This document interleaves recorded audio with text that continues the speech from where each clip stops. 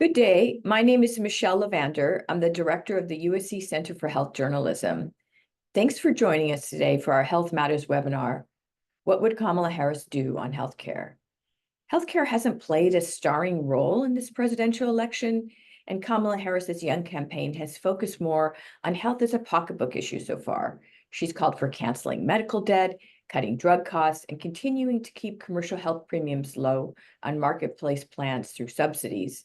Gone are the bold, controversial health reform proposals of her 2020 presidential bid, such as Medicare for all. Instead, she's positioned herself as a steward who will usher in improvements to the Affordable Care Act. Going light on health policy details can be a politically strategic move in a race defined by a much louder clash of values and visions. But even if health policy isn't dominating the headlines, a lot rides on who wins. Today, we'll fill in the details of the Harris Health Platform, how it's playing out on the campaign, and delve into the reporting storylines to follow. In our webinar today, we are joined by two distinguished reporters. Stepping away briefly from the Harris campaign trail, Megan Messerly is a reporter for Politico covering the Harris 2024 campaign. Prior to that, she covered health policy in the states for the news outlet. While at Politico, Megan also was a 2023 National Fellow at the Center for Health Journalism, producing a reporting project focused on the challenge of getting healthcare in mining towns in Nevada, West Virginia, and Montana. We're also joined by Rachel Kaur-Zhang, the chief Washington correspondent for STAT, who reports on the intersection of politics, business, and health policy. She's also the author of the twice-weekly DC Diagnosis newsletter and leads STAT's DC bureau. She previously covered healthcare policy for Modern Healthcare and prescription drug policy for Inside Health Policy. This webinar is made possible thanks to the generous support of the National Institute for Healthcare Management Foundation, the Commonwealth Fund, and the California Endowment. We'll be archiving this conversation later today at centerforhealthjournalism.org. A word about our format today. We'll be hearing from our speakers first, and then we'll turn to our audience for questions. Feel free to share your questions in the in the Q&A panel, and you can also write us there if you're experiencing technical problems as well. Now let's get underway. Megan, you literally just stepped away from Kamala Harris' next event, and when she talks about healthcare policy these days, she frames them more as pocketbook issues. Help us understand why and how the public is responding. Yes, I mean, that's completely right. I'm literally outside one of her events right now, and she was literally just talking about healthcare and ensuring that it's affordable for all folks. This is a Congressional Hispanic Caucus Institute event. So she was talking about, making it affordable for Latino folks and for Dreamers and all of that. And this has really been part of her campaign's push, right? The Biden administration has done a lot of work on the economy, but people just aren't feeling it in their pocketbooks yet. They're looking at their household budgets and they're seeing that grocery prices are high and they're still not able to afford a home. Childcare is expensive, right? And so we've seen her in this very broad sense, I think, address a lot of these pocketbook pressures. For instance, with her, plan to help first-time home buyers with, $25,000 tax credit, and so I think we've seen, the healthcare conversation really play in as one aspect of that, right? Folks are seeing the cost of their prescriptions when they go to the pharmacies. She talks a lot on the campaign trail about, bringing down the cost of insulin and, extending the $35 cap on insulin through Medicare. And this is really part of, again, the argument that she's making that, again, sure, there's all these sort of wonky economic policies that are happening behind the scenes, but this is really what she's going to do to make sure that, Americans and voters who will be showing up to the ballot box in November are really seeing the impacts of these economic policies. And Megan, do you think that she's trying to correct for some of the approaches in the past by other Democratic presidential candidates where people could just get lost in the weeds of making these more technical issues more high profile? Yeah, I think it's a combination of two things. I mean, one, the fact that, the vice president got into the race so late, we didn't see a traditional primary, right? There was no, free for all Democratic primary like there was in 2020. And so that has really changed a lot, I think, what we've seen from her in her policy agenda. She hasn't had to carve out a lot of the nuances that a candidate would if they had gone through the whole, grueling year, 18-month long process of being on the campaign trail and going to South Carolina and Nevada and whatnot. And so I think as a result of that, we've seen maybe more of these broader proposals. I think it's kind of a coefficient of the fact that it's been this sort of like mad dash to the finish campaign. And also coupled with the fact that the economy is just the thing that's on the top of voters' minds right now. The Democrats have been running heavily on abortion, and I know we'll get to that a little bit later.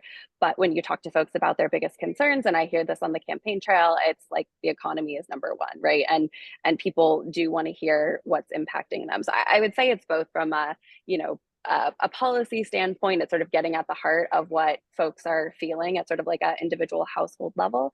And then it's also, I think, a factor of this, truncated, rapid campaign.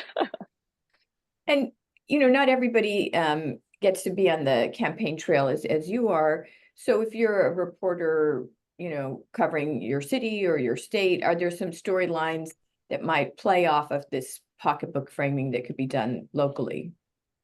Yeah, I mean, when I was covering, state health policy for Politico, I think there's so much that, state legislatures and local governments, folks at the state level are really doing to try to address the high cost of drugs. Obviously, there's a lot happening in Washington, and we'll get to all of that, and Rachel can get into some of the weeds there. But I think we've also seen states really take a proactive approach here and be like, what can we do? Like, what's within our purview to bring down some of these costs? Can we do things on drug pricing? What can we do? What can we do to help make insurance plans more affordable for people, right? Is there state dollars we can use there? What coverage can we expand through Medicaid? So I think some of these things you see sort of come through a legislative perspective. I would say I think that's the biggest place to look if you're thinking about sort of the everyday, how folks are feeling the impact of healthcare on their everyday lives. I think like cost is just a big one, obviously. And it's the one that, people see the most versus like the arcane, policy conversations that we all love diving into, but the average American is not thinking about the finer points there. So that's what I would recommend. Just like as you're talking to folks, in your communities, just like how healthcare costs are contributing to those economic pressures, and sort of tying it back to what we're seeing on the campaign trail and from the candidates. And Rachel, let's turn to you. Speaking of pocketbook issues, you've done a fair bit of reporting on Harris's proposals on medical debt. And, first off, how likely would it be that she would be successful in having millions of dollars in medical debt forgiven? And could you also explain to us how these plans might perhaps play out in unintended ways? For example, some critics have said that canceling medical debt doesn't solve the underlying problems that lead to it. And you've pointed out in your reporting that debt forgiveness can also turn out to be a real windfall for hospitals. Absolutely. So we don't have, like Megan was saying, a ton of detail right now from the Harris campaign on how she would prefer that medical debt relief could work. But what she has said is that she's hoping to work with states to accomplish kind of medical debt relief. And we've seen kind of two models. The first is where states are using COVID-19 relief dollars that are kind of left unspent to kind of pay hospitals pennies on the dollar for debt that's older, mostly for low-income patients. So we've seen that model play out.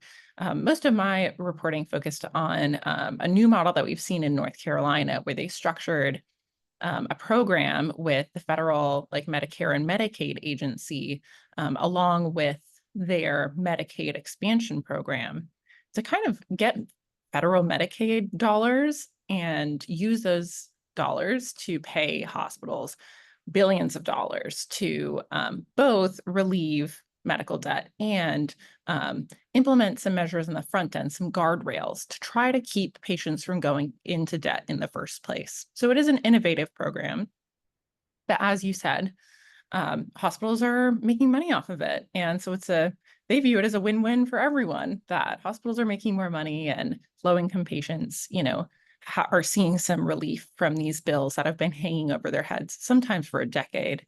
And also, but I think that the price tag could be challenging if we're looking at a national scale for some of those programs. So I think it's definitely like worth looking into kind of what states have tried so far. And I think it's also important to think about the fact that, with voluntary programs, like we've seen with the Affordable Care Acts, like Medicaid expansion in the first place, not every state may choose to participate. Politics may get in the way. And if that happens on a national scale with medical debt relief, we could see some of the inequities that have been created by Medicaid expansion exacerbated in this space, where patients in states where their governors or their state legislatures don't want to participate could continue to be saddled with this debt that their neighbors, even a few miles across the state border, may see relieved. So I think there are a lot of questions outstanding about how this policy could play out, but it's definitely worth looking at the models that we've seen so far. And two other related questions. One, how do you just keep to this point of not getting at maybe the underlying causes of medical debt? Would states or even the federal government just keep forgiving the new wave of debt? Or, it seems like it's a bit like a scene out of, the Groundhog Day movie. And then the other question I had for you is what kinds of storylines you think local reporters might explore when it comes to medical debt, debt forgiveness, and the proliferation of these programs? Sure. So on the first question, as to how to prevent patients from going into debt in the first place, I think we did see North Carolina impose some conditions along with the money. So like, here's some money, but there's strings attached. And it toughens the requirements on these hospitals' charity care or financial assistance policies for low-income patients, because when nonprofit hospitals get tax breaks, then they're supposed to be providing care for low-income patients who can't pay.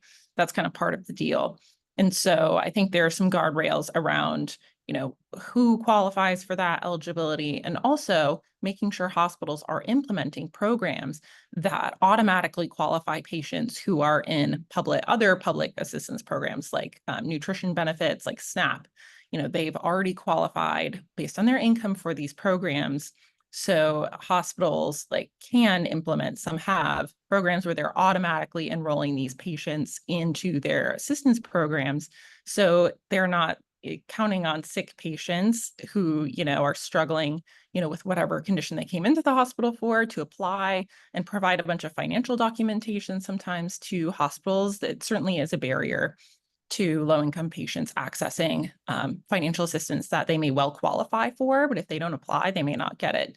So I think adding some of those conditions up front could certainly be one option. Another option would be for the IRS or Congress to kind of toughen some of the requirements for tax breaks for hospitals, to make it clear, how much charity care patients should be getting from these nonprofit hospitals. Some states have laws, some don't. So we could see some standardization there. And I think that leading into your second question is an excellent opportunity for state and local reporters to look at what medical debt looks like, what charity care requirements look like in your state, in your county.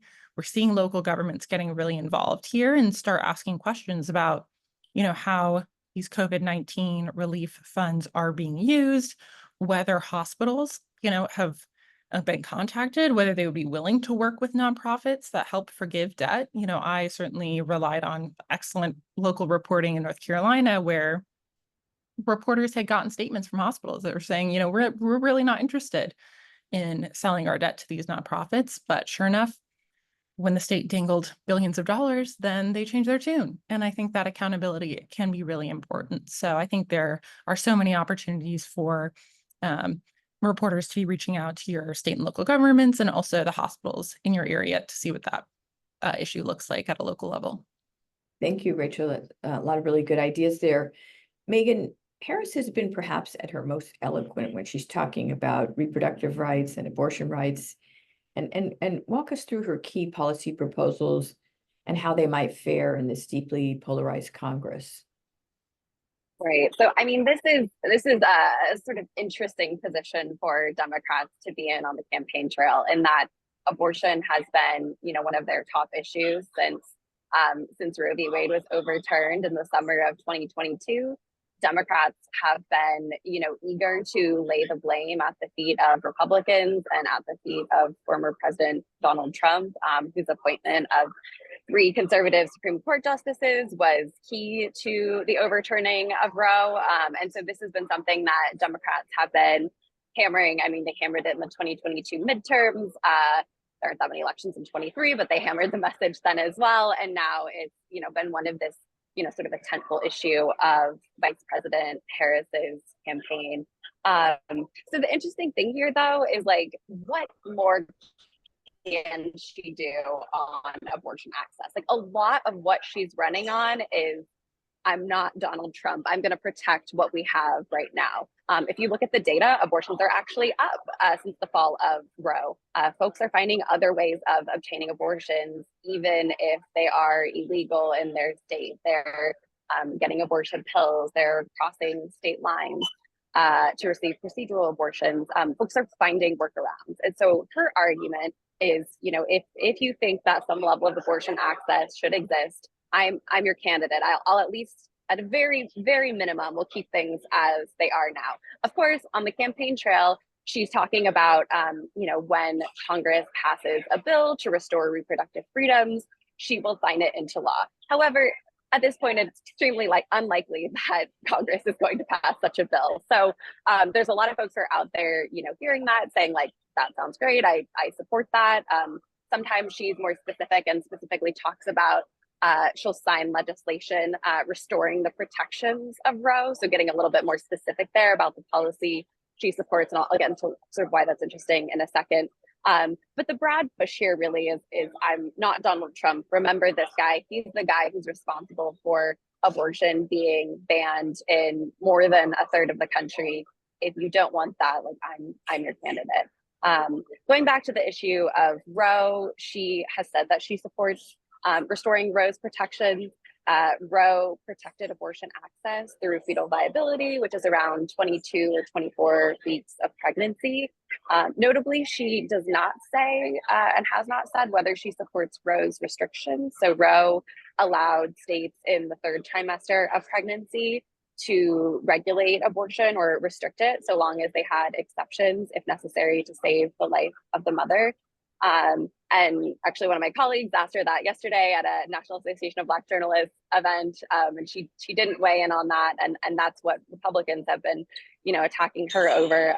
She's never said that she supports abortions in the 8th or 9th month of pregnancy, as like Donald Trump has suggested, but at the same time, she hasn't weighed in exactly on Roe's restrictions and what she thinks should happen in the 3rd trimester of pregnancy. So all that said, the question is, what can she do on abortion access? So one, like I mentioned, is, sort of keeping things as they are now. There's concerns about, what might happen to the FDA's approval of mifepristone if Donald Trump becomes president again. We can see that she would be a continuation of the Biden administration and how he's handled these issues and sort of making sure that mifepristone is accessible. At the same time, there is one key thing that some abortion rights advocates have been pushing her to do that she probably could do more of, and is made all the more salient this week by that excellent reporting from ProPublica on, the deaths of 2 Georgia women who took abortion pills, needed medical treatment, and were denied treatment by their hospitals because of Georgia's abortion laws. The Biden administration has talked about using the federal there's a federal law basically that says hospitals have to provide emergency care to patients as a condition of receiving Medicare funds. And the Biden administration has said this is a tool for them to say, hospitals, you need to be providing care in emergency situations. Even if you have abortion bans, that does not, absolve you from your obligation to provide care to women who are miscarrying, or even care to women who have taken abortion pills and now need medical intervention at a hospital. And so she's the Biden administration's gotten some criticism for not being more proactive about using EMTALA to go after hospitals, or at least not hanging it over, sort of as a stick over hospitals' heads. And so that's one area where I know abortion rights advocates would really like to see more from her on this. Like, her administration really could take a more aggressive posture on this, and at least sort of, put some fear into hospitals that might encourage them to make different decisions in cases like we saw with these Georgia women. I think the big thing to note is just how she talks about abortion. As a vice president, she visited an abortion clinic. She was the first vice president to do so. She is very comfortable talking about abortion in a way that President Biden never was. So I think we can really expect, if nothing else, like sort of this tonal shift and really vocal posture from her administration on abortion rights and reproductive health care more generally. Thank you, Megan. And just to pivot a little bit, it's been said that healthcare reform in a sort of, big picture way is the campaign issue that isn't. It's not on the agenda. It came in very low in the first and potentially last presidential debate that we just heard. And that's despite some really consequential policy decisions ahead, with very starkly different approaches for each possible administration. So Rachel, what do we need to know about upcoming decisions for Kamala Harris that aren't being publicly discussed, such as expiring federal Affordable Care Act subsidies for marketplace insurance that help make commercial insurance more important? What are these provisions, and why are they so important? Right. So as part of Democrats' first big legislative package after President Biden was elected, they passed subsidies to help make insurance plans on Affordable Care Act exchanges cheaper. And in fact, now some plans, if you qualify by your income, like don't have any premiums, like $0 premiums. So those subsidies have made these plans cheaper and have led to like record enrollment in the Affordable Care Act exchanges. But I think all of that progress is really in jeopardy next year because Democrats only kind of created this program for a set amount of time, and they're set to expire at the end of 2025. So there's going to be a huge fight next year in Congress over the expiration of former President Trump's big tax cut bill. And so I think there's going to be a conversation here about these tax subsidies. And kind of, I think we don't really know how that's going to play out in Congress yet, because I think it really matters how much leverage Democrats have, whether they're able to retake control of the House, retain control of the Senate, and obviously whether they have control of the White House.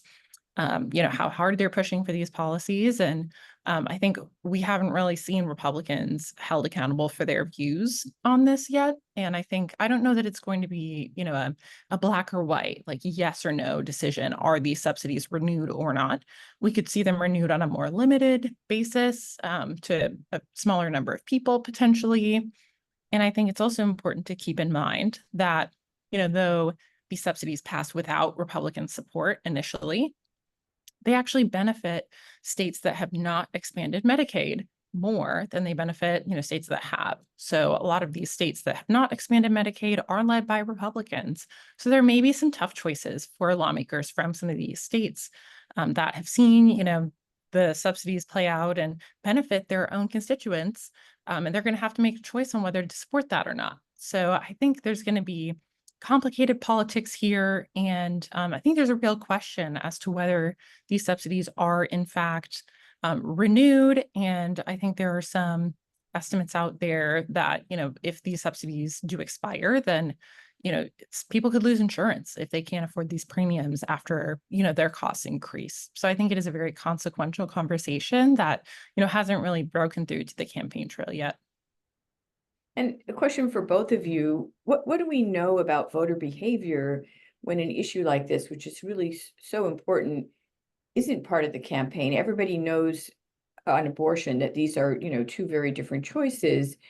So when people have a benefit like this, do they recognize that they might lose it? Is this part of their voting decision? And I'm thinking of this for local stories too, really. I think part of Democrats' idea in making this a temporary program was to that it's much harder to take a benefit away than to create one.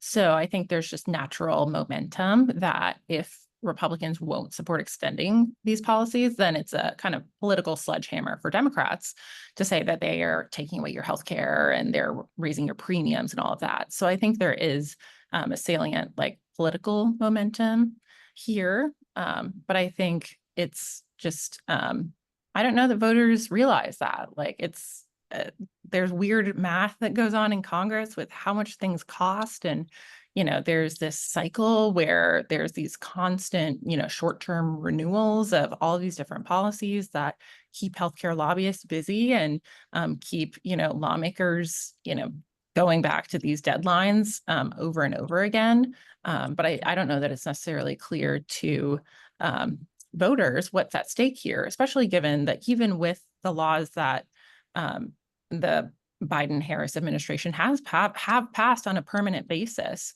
on drug pricing reform, like there's just not a lot of awareness among average voters that, there's new, drug pricing policies in Medicare. Like a lot of voters don't know that. Most of them, in fact, don't.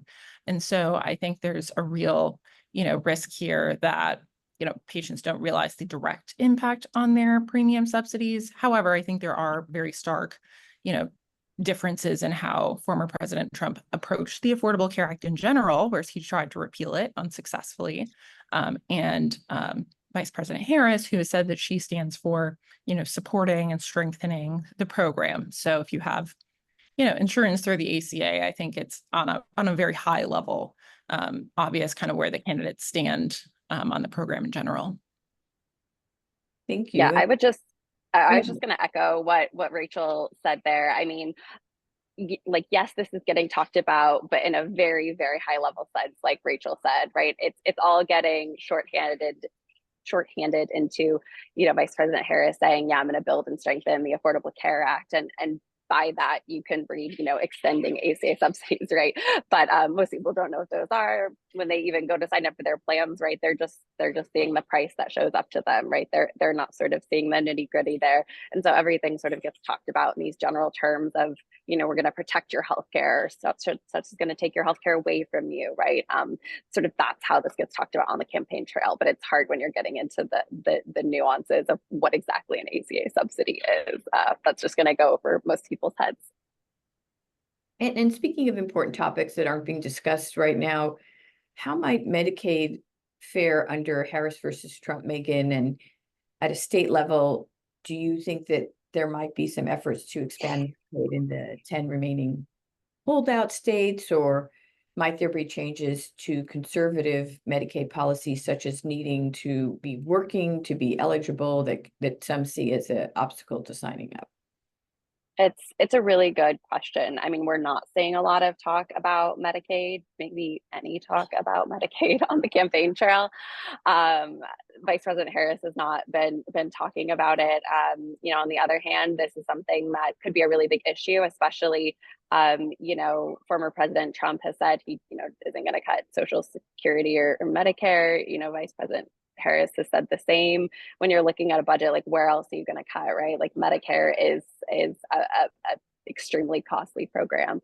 And so when you think about like, okay, how do you reduce the cost of Medicaid? I mean, one thing that Republicans have looked at, and I think they would argue to some extent that it's philosophical, but of course there's a budgetary impact, but is the idea of work requirements, like you mentioned. This has sort of been long flirted with among conservatives. Georgia has this long saga over their work requirements. We saw some state legislatures express interest in work requirements this year. The challenge here is that federal courts have essentially said you can't take healthcare away from people. So courts have ruled against work requirements. Georgia's were allowed to stand because it was part of they were newly expanding coverage, and so more people ended up being covered under their plan than less. So that's how they sort of got by. But I think you always see in state legislatures this sort of dual nature of, feeling like people should work in order to receive benefits. The data show that a lot of folks do already work But, sort of having to prove that as a condition of receiving Medicare or Medicaid or whatever other benefits. And then at the same time, there's the fiscal impact, right? Like when you look at what the impact of work requirements would be, it's a lot more paperwork. It just means fewer people enrolled. And so obviously that's going to save the state money. It's going to save the federal government money. There is a budgetary impact there. And so for folks looking at it from both sort of a financial bottom line and a policy perspective, they look at it and think that it's really appealing. And I know a lot of state lawmakers in red states that I was talking to earlier this year were like, yeah, if Trump administration came in and signaled to us like they're open to work requirements again, great. On the other hand, we don't know what that's really going to look like, right? We can pretty certainly say that that's not something that Vice President Harris would go after, right? But we could see that, like the Biden administration, her administration would likely be very supportive of states trying to expand Medicaid, like you mentioned, those 10 holdout states. We saw some interesting movement in Mississippi this year where the House Speaker really took on Medicaid expansion, and ultimately they didn't reach a deal because of work requirements and some dispute within Republican leadership about exactly what to do there. But I think we really have seen more interest in these red states that haven't expanded Medicaid to do so. It's just, I talk to folks in those states, even conservatives, and they're all kind of like, it's a matter of when, right? Not if. Like Medicaid expansion will eventually happen, but how long will it take to get there? But we've seen a lot of states sort of try to pursue sort of their own models. They've spun it as a state-specific solution to Medicaid expansion. And I think by doing that, they're able to sort of separate it a bit from the ACA, even though, Obamacare maybe doesn't have the same like derisive sting that it once did. Some folks are still wary of Medicaid expansion because it was established under the Affordable Care Act. And so by spinning it as, this is a Mississippi specific solution, that's going to serve Mississippians. And sometimes they call it, like a private option. They'll find other ways to label it, and that sort of lessens some of the political sting. But I think a growing number of Republicans, especially if there's changes in state legislatures, are realizing that like there's a good financial reason to do this, and they're losing out on a lot of money by not doing it. And they're also hearing from conservative lawmakers in other states like North Carolina, the most recent state to expand Medicaid, saying like, yeah, it took us a long time to get there, but we think it's a good move. So I think we could see a Harris administration, even though she hasn't herself talked much about it, as sort of a continuation of the Biden administration's efforts. There is a lot of interest there in like working with the states and figuring out like how to help that state get something done that like works for them, but also expands coverage to more people. And Megan, one other question for you. One issue that's been really difficult and challenging for the Biden administration has been securing passage of a permanent child tax credit.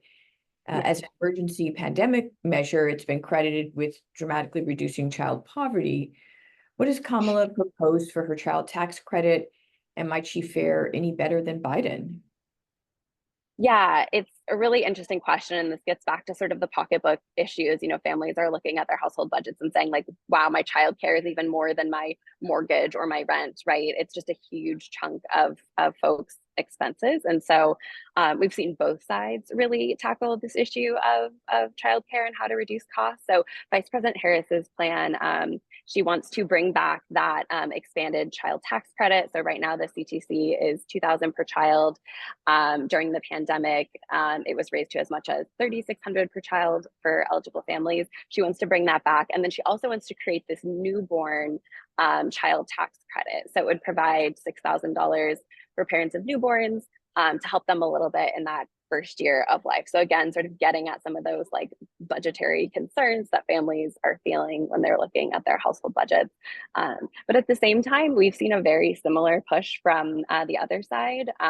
Ohio Senator J.D. Vance, the Republican vice presidential nominee, has said he doesn't only want to, expand or bring back the expanded child tax credit. He wants to actually raise that to $5,000.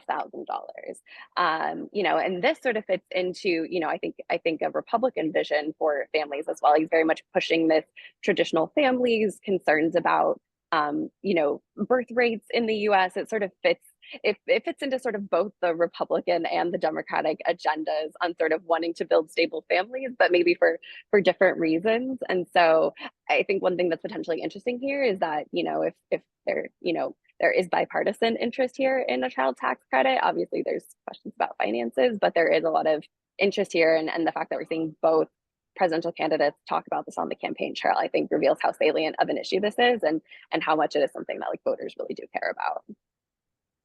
Thank you. And final question for both of you before we turn to the questions of our listeners. And just a reminder, if you have a question for Megan or Rachel, please put it in the Q&A of Zoom. But just writ large, what other storylines do you think reporters should be looking at that we haven't touched upon yet that might be something they could look at for their own community? I can hop in. Yes, so in my previous position, I covered state health policy. So, I mean, the work that folks do in the states, if you are based in a state, is just so important. That's my background. I covered politics and healthcare in Nevada before I was based in DC. And there's just nothing like digging into your state and figuring out like what's going on under the hood with like health policy in your state, especially because, I mean, looking at how things are now, whether it's, the former president in office or the vice president, they're likely not going to have the support of Congress to get anything done that they want to get done. And so that means a lot of the action will be in the states, which is fun. I always personally enjoyed that. But I mean, I think all of these things we've talked about, right, are things to already start planning for, as legislatures start meeting again in, January, February, early next year. We will have a new administration of one sort or another. And so I think just talking to like those lawmakers or healthcare lobbyists or whoever the people who are in the know about health policy in your state, like talking to them now about how they're thinking through this and like what their approach would be under a Harris administration or a Trump administration is really helpful. Like if you are in a Republican controlled state, do they want to go after work requirements if Trump gets elected?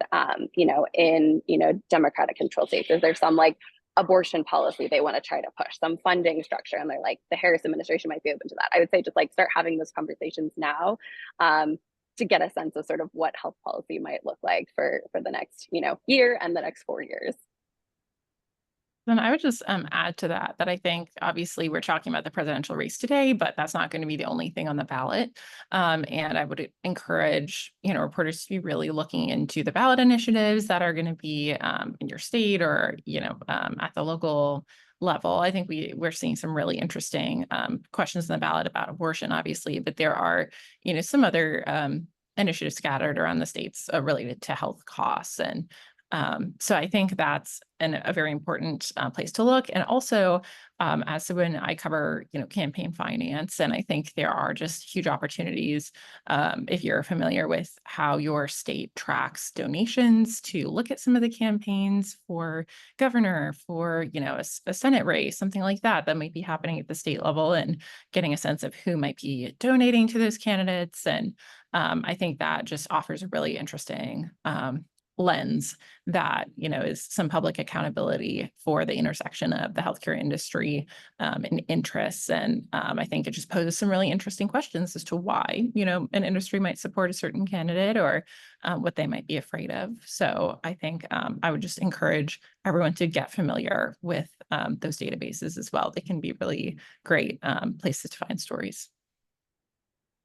And let me just turn to some of our audience questions, and I want to encourage folks to feel free to add more. One question here is research by Biden economic advisor Michael Caruso, formerly UT Austin, found exchange plan coverage for expensive conditions is getting worse to the point where not even healthy enrollees can get adequate coverage. Any plans to cover that or do a deep dive? I think we have seen that criticism certainly about the quality of ACA plans. And I think that's part of just a larger conversation about like whether I think the conversation around health policy and healthcare reform back in the era of the Affordable Care Act was, is someone covered? Like, are they uninsured or are they covered? But I think certainly as some of this data shows, and I think as we've seen, as I was reporting on medical debt, with high deductible health plans, just because somebody's insured does not necessarily mean that they have the coverage they need to pay their medical bills. So I think that's certainly an interesting question. I know there are think tanks that have done some very interesting work as well, looking at some of the subsidies that have been provided for the Affordable Care Act and questioning, whether the kind of guardrails around determining whether somebody actually qualified for the subsidies versus like what's actually being checked was actually done in a responsible way. So I think there are some definitely avenues that particularly Republican administrations could go toward to do some enforcement on that front. But I think there's certainly great work being done on those fronts, and a larger conversation about like moving past the question of is someone insured to, is that insurance really meeting people's needs? And I think that's definitely going to be a big question the next few years. We have a question, thinking ahead, has the issue of a public option been discussed at all? A great question. The answer is no. That's not being talked about. So this was, one of Vice President Harris's positions that she ran on during the 2020 election when she was running in the Democratic presidential primary. She's sort of since backed away from that and said that this current course of action of building and strengthening on the ACA is the way to go. I think we've seen at the state level interest in pursuing public options, but at the federal level, I think there's like very close to 0% chance that a Harris administration would pursue. I think something would like substantially have to change in order for that to even be on the radar. We're just, I think in a very different policy space right now than we were in 2020, and the vice president was, trying to run sort of as a progressive candidate in that primary, and Senator Bernie Sanders was in there as well. So there were a lot of reasons for that. But I just don't think we're hearing much about that right now. We're not. And I just would want to add that looking at the congressional landscape, it's very unlikely that Democrats are going to get a better crack at a public option this cycle than they did back in 2020 when they had trifecta, control of the House and the Senate and the White House. And even with all of those, all of that power in Democrats' hands, they still couldn't. They didn't even try to pursue a public option. So I think that just really speaks to the lack of interest in creating something like this at the moment. And certainly, I think, as Megan said, the situations can change, but the way things are looking now, Republicans are looking like, they are well positioned to take control of the Senate. So I think even with full control of Washington, Democrats weren't able to get that across the finish line. So it's unlikely that they're going to be in a better position this cycle to do that. We have a question, what health inequities are unlikely to be addressed by either candidate and will need uplifting from advocates? One thing I would spotlight there is that maternal health and maternal mortality has always been a big focus for Vice President Harris. So I think that's like an interesting portfolio and an aspect that she brings to the trail. Obviously, a lot of states have been doing a lot of work through their maternal mortality review commissions, which is, for instance, how we learned about those the 2 Georgia deaths. They were investigated through that commission. I think that's one that jumps out to me where we might see real efforts to address some of the inequalities here. And she herself has been, an advocate on this issue, knows the issue really well. And so obviously that just is going to help shape your policy priorities when you're really familiar with the issue and what needs to be done. So that's the one that comes to mind for me off the top.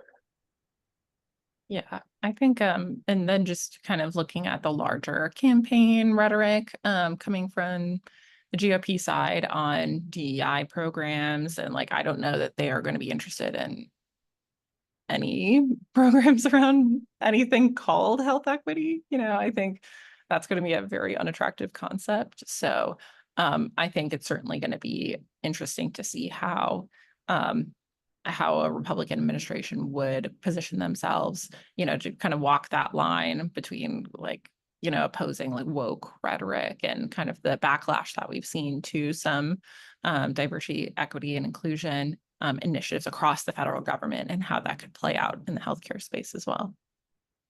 I would just add on that really quickly. I think Indiana is a really interesting case to look at here because they did a lot of really interesting things with health equity and funding to local health departments to fund health equity, but they didn't call it health equity. And so I think that's like an interesting thing we're seeing where some conservatives are recognizing that there are real issues here, but also sort of recognize the political nature of it, that anything that says the word equity is just not going to fly. And so I think there's also some sort of like thinking about how we rebrand this, right? Like in Indiana, there was a lot of emphasis on, we need to make sure that rural communities have the same resources as urban ones, and sort of thinking about other ways to sell it to folks to overcome the political elements. I don't know if the appetite exists here in Washington for that kind of thing, but I think we've already seen some of that percolate a bit at the state level. Like, how do you get creative to address some of these problems? Sort of, but also avoiding the political minefield that exists. We have a question. In California, we have in-home supportive services, which enables people with disabilities to get the help they need at home, thereby avoiding institutionalization and saving government funds. Does Kamala support the bill pending in Congress for years now that would enact a similar program nationwide? That is a very good question. I would have to go back. Oh, do you know, Rachel? No, I was going to say I can't speak Okay. to that. I will say, like, looking back through Senator Harris, like, her record as a senator is public, so you can go on congress.gov and look at some of the bills that she co-sponsored as a senator. So if you have a question about a specific bill on the Hill, then that would be a good place to look for that. But I mean, she was not a senator for a terribly long time, and a lot of her tenure kind of overlapped with COVID as well. So, there's a lot that policymaking was just completely upended, and it was completely happening from the top down, essentially. So I think that's a good resource if you do have questions about specific bills to look there.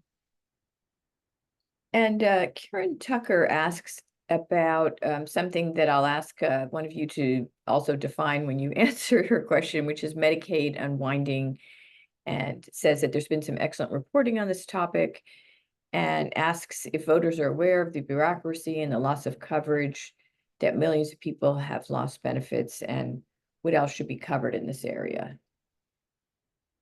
Yeah, it's a great question. So Medicaid unwinding is sort of a shorthand for this very long, convoluted, it isn't really an unraveling of a pandemic era policy. So basically, the federal government during the pandemic gave states extra funding for their Medicaid programs. Basically, the share that the federal government picks up of the Medicaid bill, they increased that. But as a condition for that, states had to keep people in Medicaid continuously enrolled. And so that's a change because Medicaid, there's this churn, right? You have to be eligible. There's income eligibility, there's other eligibility forms too, like disability, and we can get into that. But the short of it was that the sort of churn that usually happens with the Medicaid program wasn't happening during the pandemic. When we started to get away from the pandemic, that FMAP started titrating down, and states had to actually start the process of redetermining eligibility for millions of these people who had not been through this process during the pandemic. Everyone knew this was going to be a monumental undertaking. There was also a lot of changes in states. A lot of eligibility workers changed over. It's like not even the same staff that were doing this before the pandemic. There were a lot of hurdles that I think everyone knew were going to happen in this. And yet we saw, as this question notes, we saw a lot of folks lose coverage. And this gets back to kind of what I was talking about earlier with the work requirements. There's a lot of this sort of falling through the cracks. Medicaid is a very bureaucratic program. There's a lot of I spent time looking with people at their forms they were getting from their states, and I'm like, I don't even know what this means. And I think about health policy more than the average person does.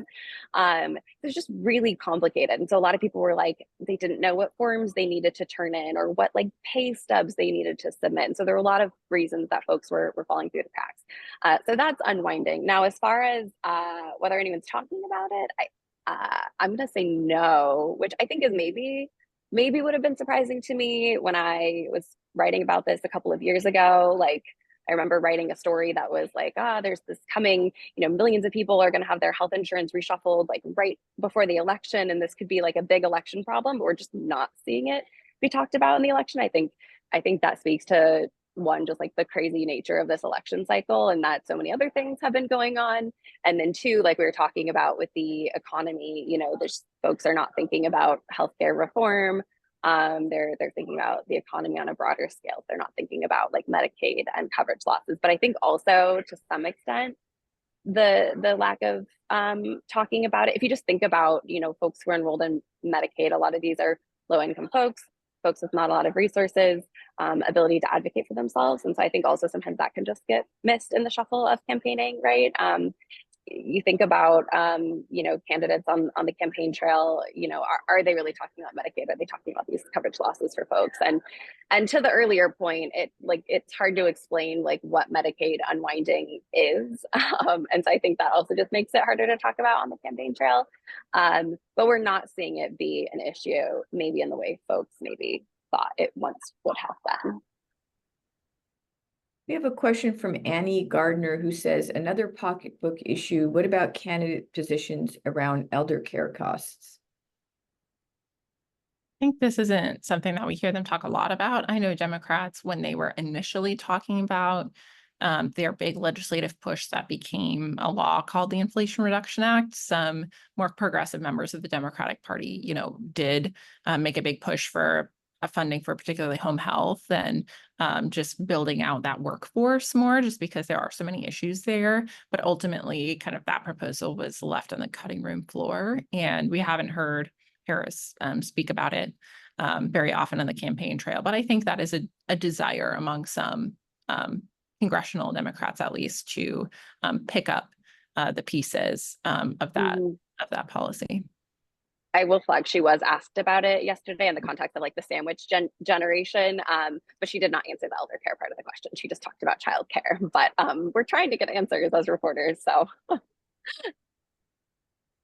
And Eugene Schneller, hopefully I'm not mangling his name, asked a question that we had sort of been discussing in the run-up to this webinar. And it's talk about being in the weeds, but really important, and an issue that at one point was getting some attention, which is this whole idea of healthcare intermediaries like pharmacy benefit managers. And he asks if any chance this will raise its head as a campaign issue, or if not, you know, be something we all have to deal with one way or the other. Well, that's an excellent question. I'm happy to talk about that, because I just think it's wild that lawmakers in Congress have spent the past 2 years like working on legislation to address some of the most egregious issues that we're seeing with middlemen in the prescription drug supply chain, and neither of the candidates is talking about it at all. And I think it is a very bipartisan issue, first of all, which is maybe why we're not seeing that come up on the campaign trail, because ideally candidates are trying to talk about issues that draw a contrast with their opponent.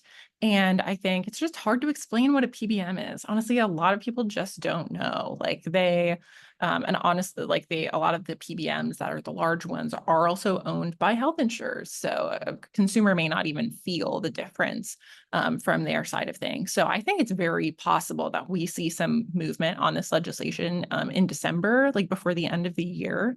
And I think that's potentially another reason why we don't see candidates talking about it for 2025. So, I mean, lawmakers I've talked to on the Hill seem very optimistic that something on PBM reform could happen in the next couple of months. Again, the House Energy and Commerce Committee right now is marking up legislation that would implement some of these reforms in order to pay for telehealth policy extensions. So that's something that could come up. One thing I did just want to make sure we touched on was that a signature issue of Harris's that she likes to talk about on healthcare is prescription drug costs more generally. And Democrats under, the Biden-Harris administration did pass some cost-sharing protections on drug pricing, but they mostly applied to Medicare patients alone.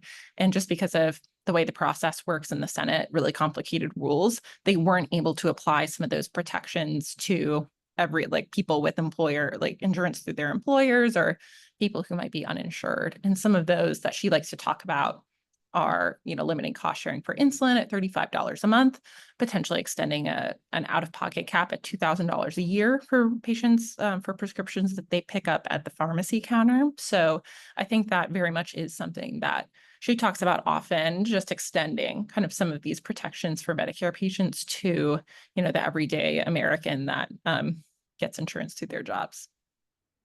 And if you were in a local market, is there a story to be done just thinking about the implications of all that? I think certainly there are different places where some of these gaps are felt a little bit more acutely. It kind of matters like what insurance people have in your area.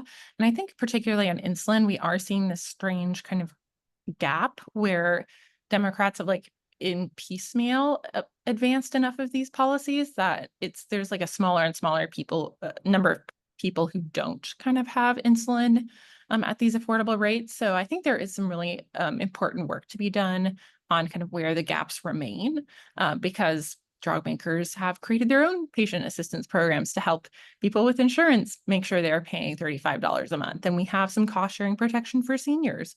And obviously Medicaid patients are getting these medications cheap as well. So I think there is important work to be done because there is so much variance at a local level in terms of who is still struggling to afford their medications.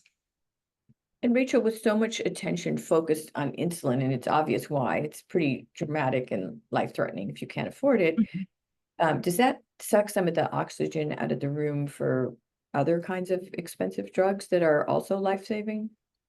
I think we're seeing those other medications addressed through the Biden administration's Medicare negotiation program, where for the very first time, the federal government is negotiating prices for 10 of the drugs that cost the Medicare program the most.